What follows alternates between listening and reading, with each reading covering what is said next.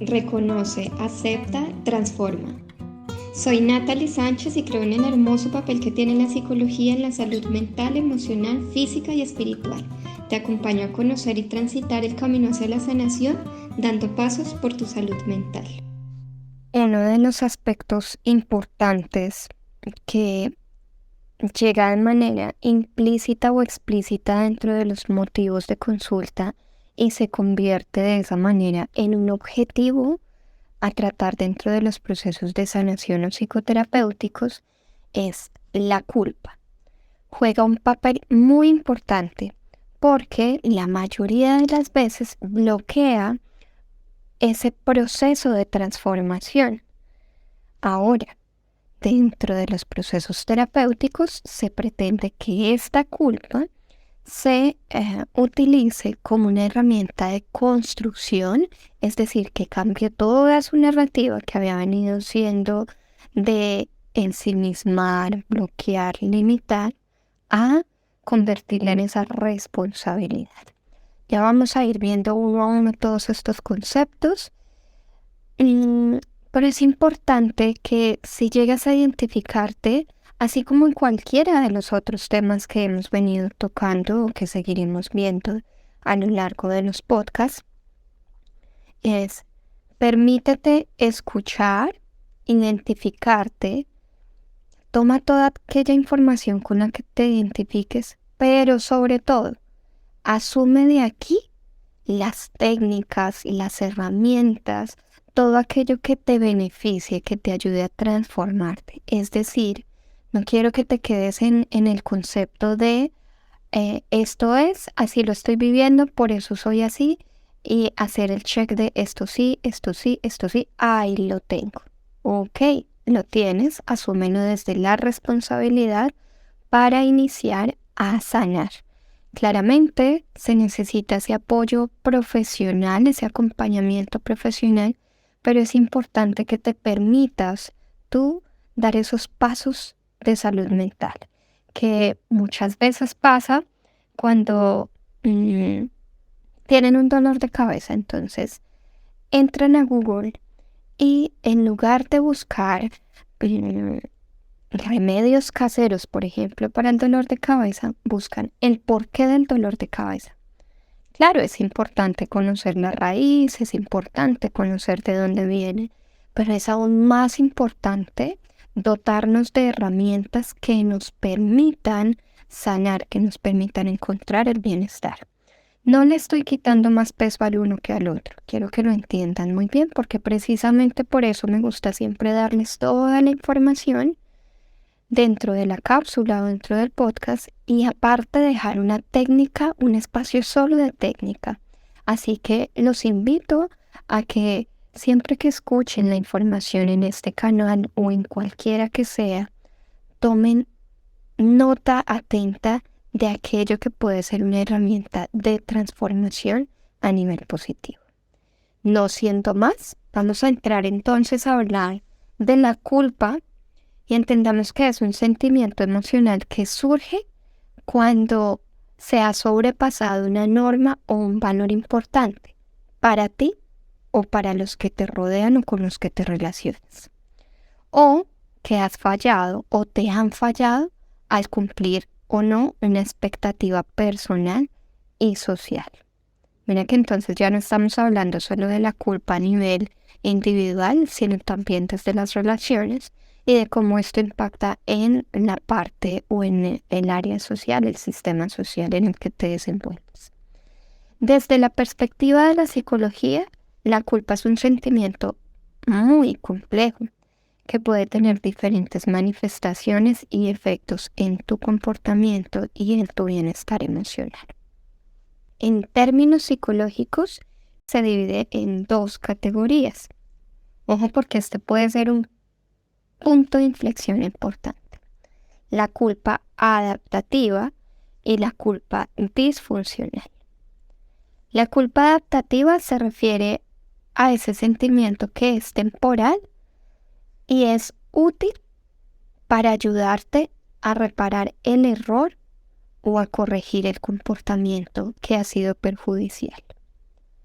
Por otro lado, la culpa disfuncional es una forma mucho más intensa y crónica de la culpa, que afecta así la autoestima, puede generar cuadros de ansiedad y en algunos casos llevar a la depresión.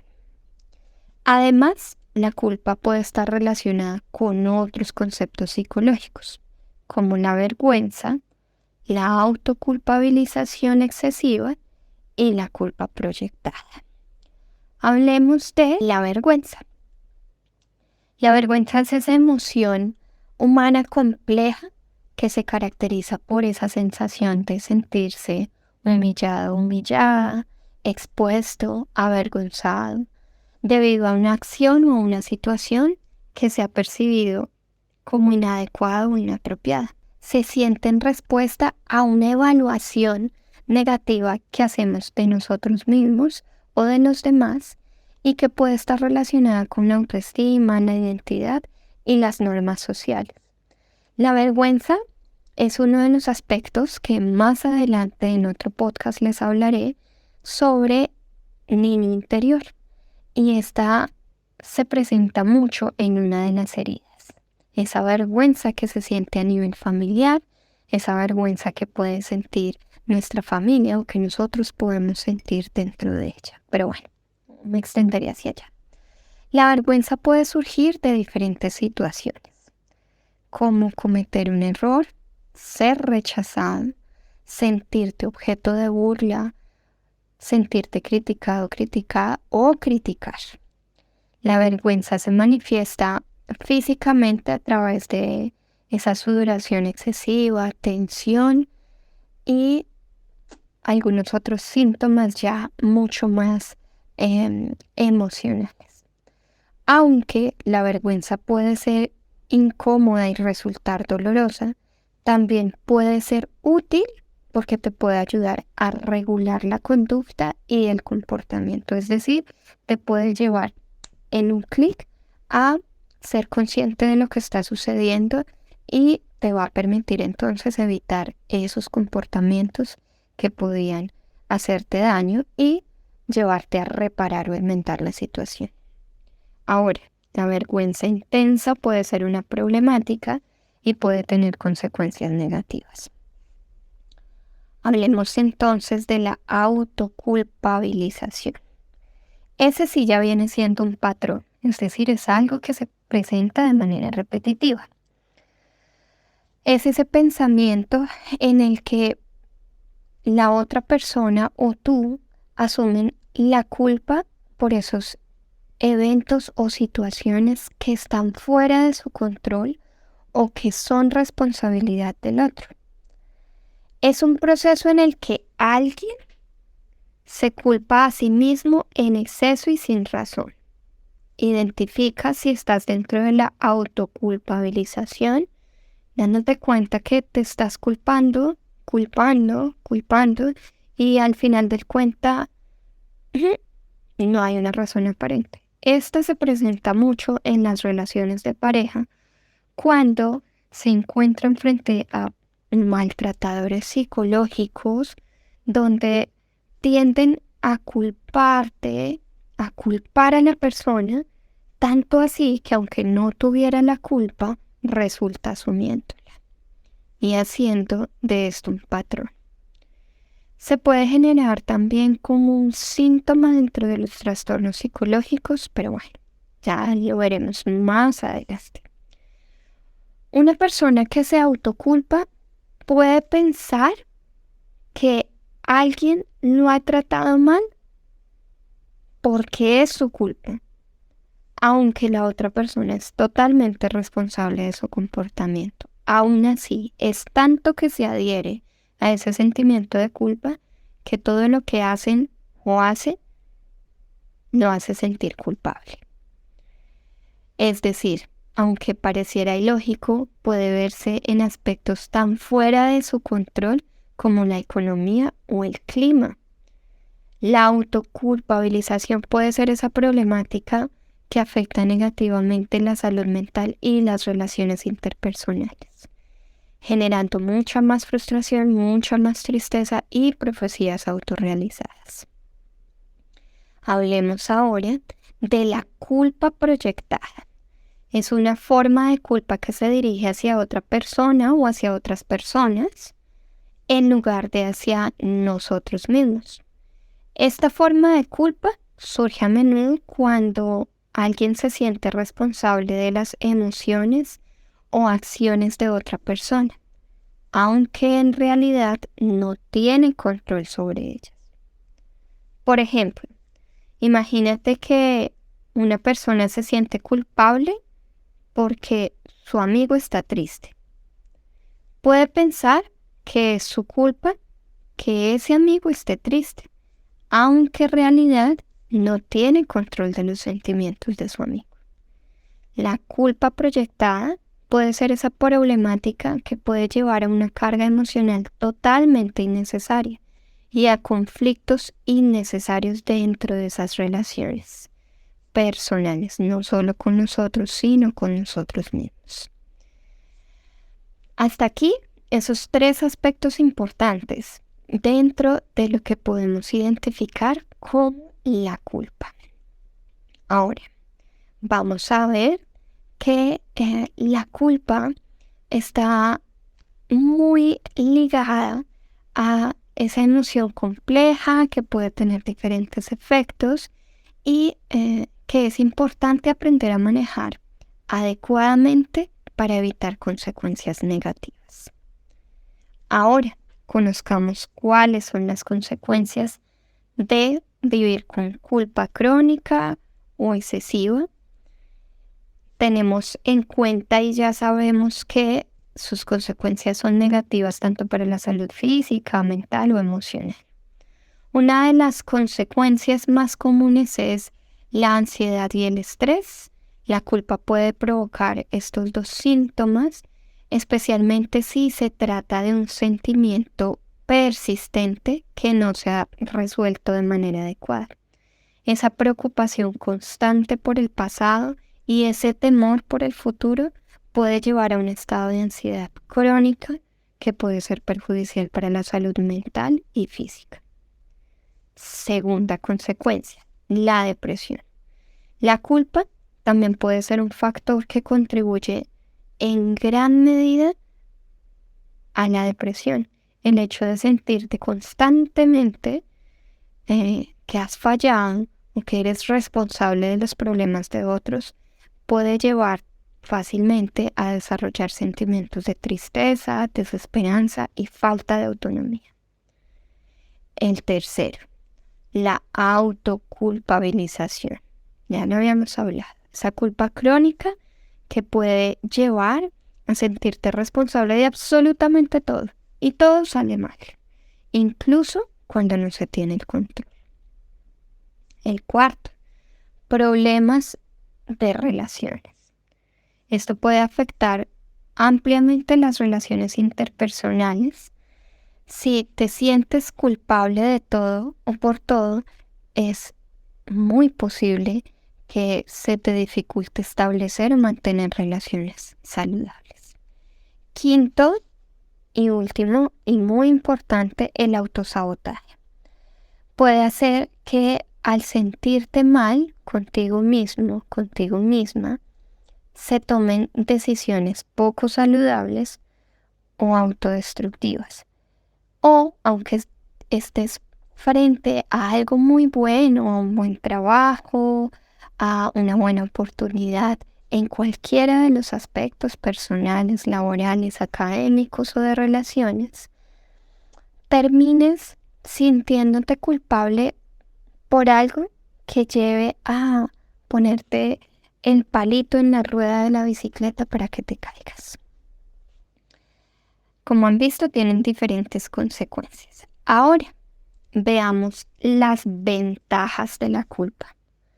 Natalie, pero ¿cómo así que esto tiene ventajas? Pues sí, aunque la culpa puede tener un impacto negativo en la salud mental y emocional de una persona, cuando se experimenta de forma crónica o excesiva, también puede tener algunas ventajas en ciertas situaciones.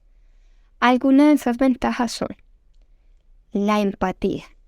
Primero, la culpa también puede ayudar a esa persona a sentir empatía tanto por ti como por los demás.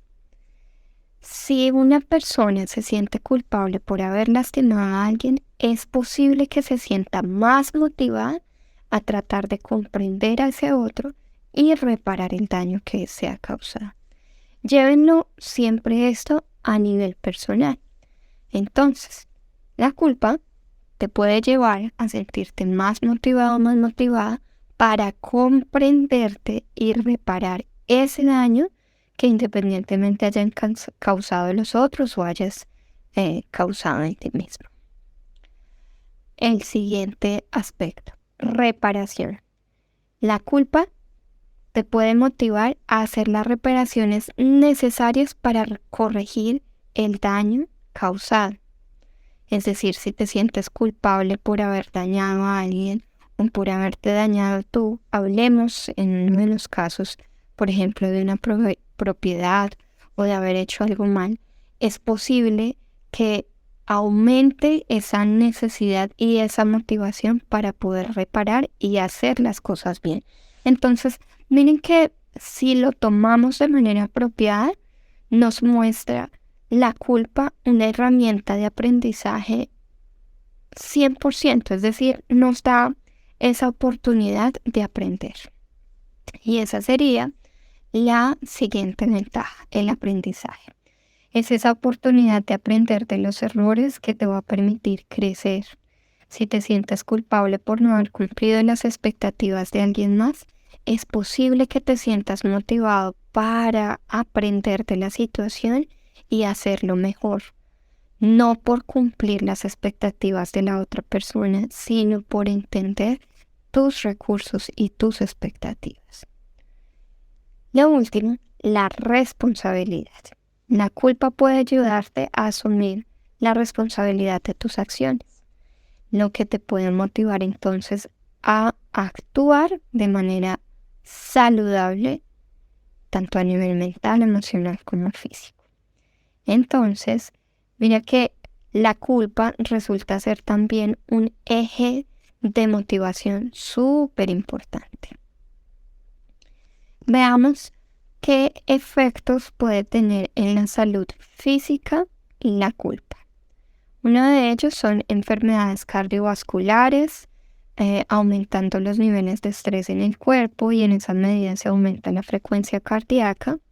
Los dolores de cabeza, ya que como se presenta esta culpa, se generan migrañas por la tensión emocional y el pensar y el sobrepensar y el volver a pensar sobre eso vivido en lo que nos vimos inmersos, desde la culpabilidad o desde la víctima por algo que hizo alguien más. Problemas gastrointestinales, acuérdense que todas estas emociones que no gestionamos, y en este caso la culpa, resultan siendo gestionadas por nuestro cuerpo desde su sabiduría absoluta, tomando todas estas emociones y tratando de procesarlas en la pancita. Es decir, se puede inflamar el intestino, haciéndose un poco más irritable, afectando entonces el funcionamiento del sistema digestivo como tal y provocando estos problemas. El insomnio, otra de las consecuencias a nivel físico. Esa culpa crónica puede afectar la calidad del sueño total porque se está despierto en alarma pensando en cómo solucionarlo o sobre todo en eso que hice, en eso que me hicieron. Y por último, el sistema inmunológico debilitado, ya que se hace más fuerte ese sentimiento autodestructivo y se debilita estas defensas que están pendientes de ayudar al cuerpo físico por irse a ayudar al cuerpo mental y emocional. Bueno, existen diferentes técnicas desde los diferentes enfoques de la psicología, como por ejemplo la técnica utilizada como técnica o terapia cognitivo-conductual, que está más enfocada hacia esos patrones de pensamientos negativos, identificarlos y dentro de eso crear ese cambio de pensamientos automáticos y sustituirlos. Puedes entonces irte por ahí. Otra es la práctica de la atención plena, que puede ayudar a desarrollar una mayor conciencia de los pensamientos y de los sentimientos. La otra es la terapia de aceptación y compromiso, donde te permites aceptar eso ya vivido y en esa medida comprometerte a trabajar en tu salud mental y emocional. Otra es la terapia centrada en las soluciones, es decir, claro, identificas eso que sucedió, pero sobre todo empiezas a desarrollar soluciones, a plasmar sobre la mesa eso que pudieras utilizar como una herramienta de solución y de allí empezar a coger la que sea mejor para ti. Por último, ¿cómo eliminar la culpa de mi vida? Uno de esos aspectos es reconocer tus errores. Acepta la responsabilidad de tus errores y aprende de ellos. Preferiblemente escribe uno a uno. Permítete liberar, como siempre hago énfasis en esta escritura terapéutica que es hermosa e importante, y desde esa escritura te permitas identificar cuál es el aprendizaje. En lugar de culparte, te va a llevar a concentrarte en ese error, pero sobre todo en eso que me enseña ese error. El segundo aspecto importante que te va a ayudar a eliminar la culpa es hablar de esos sentimientos.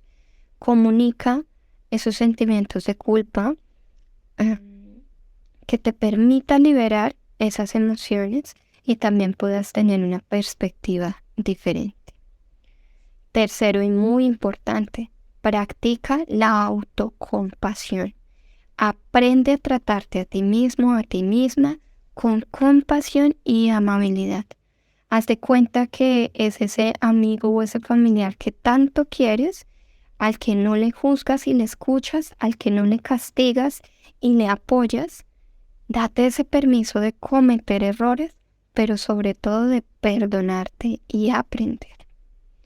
Lo siguiente es practicar el perdón.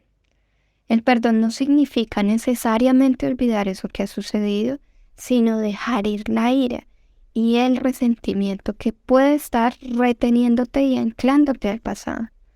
Puede ser muy útil aprender a perdonarte y para esto se viene el próximo podcast. Por último, busca ayuda profesional.